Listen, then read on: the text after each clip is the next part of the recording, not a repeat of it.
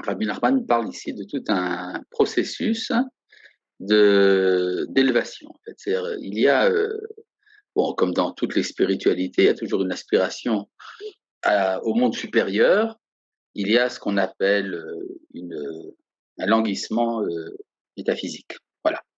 Ce languissement métaphysique porte un nom dans la tradition juive, il s'appelle Ratso Vashov. Ratso Vashov, ça veut dire courir et revenir. C'est-à-dire courir devant, revenir en arrière. Et le processus du Ratso Vashov est élaboré à partir d'une ascension morale. C'est-à-dire, il y a chez les hommes, il y a une propension au péché, également une propension à l'immoralité. L'immoralité vient ce qu'on appelle un kilkul amidot, c'est-à-dire une détérioration du comportement intérieur, de la vertu. Et donc, pour arriver à cette élévation mystique dont il était question, il faut pour cela faire tout un processus. Le processus passe par la capacité de la prière. Je ne fais que résumer des choses que nous avons déjà vues jusqu'à présent. Et également par la réparation des 4 niveaux des midot. Alors, les 4 niveaux des midot correspondent aux 4 éléments. Je parle ici des défauts, hein, les midot dans le sens négatif de la chose. Il y a des midot et les 4 sortes de mauvaises midot sont en relation avec les 4 éléments de la physique antique, c'est-à-dire la terre, l'eau, l'air et le feu. Et ça correspond également aux 4 niveaux d'existence qu'il y a sur Terre, qui sont le minéral, le végétal, l'animal et l'humain.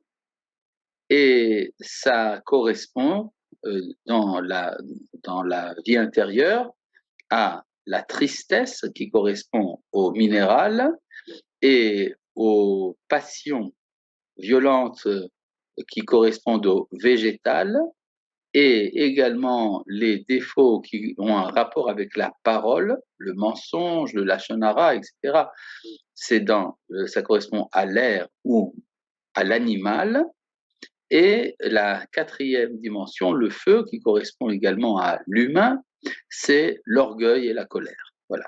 Bon, cette division est connue, elle remonte aux kabbalistes du XVIe siècle, je parle ici du Hari de Rabbi Chaim Vital.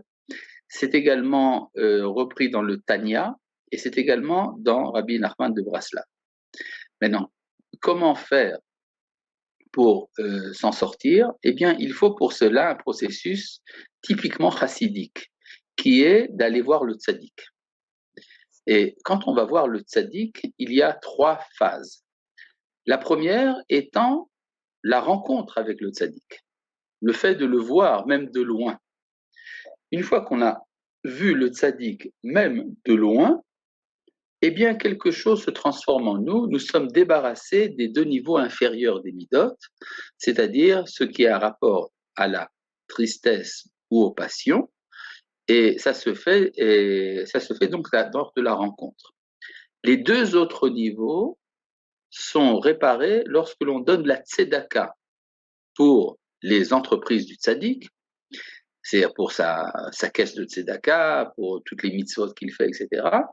Alors, on est débarrassé des 2 autres niveaux. C'est-à-dire, avant même d'avoir parlé avec le tzaddik, le fait même de la rencontre et d'avoir donné la tzedaka, c'est déjà ça qui nous débarrasse de l'aspect négatif de notre identité. Et après, vient un 3e niveau, c'est la rencontre avec le tzaddik par la parole. Et là, le tzaddik entend ce qu'on appelle le vidouille devarim, l'aveu de ses péchés de la part de celui qui vient le rencontrer. Mais alors là, très important, contrairement à ce qui se passe par exemple dans un événement comme la confession chez les goyim, il s'agit non pas d'une rencontre, disons, d'un procédé mystique ou magique, il s'agit ici en fait d'un conseil psychologique. Le tzaddik est censé comprendre quelle est la direction particulière propre à l'âme de celui qui vient lui demander conseil, et à partir de là, il peut l'orienter et lui permettent d'arriver à ce qu'on appelle le Ratso Vachov, cette rencontre mystique qui est de courir et de revenir en arrière. Tout cela n'est possible que si le tzaddik est capable d'un effacement total, d'une anava, d'une humilité totale qui le fait ressembler à Moshe Rabbeinu.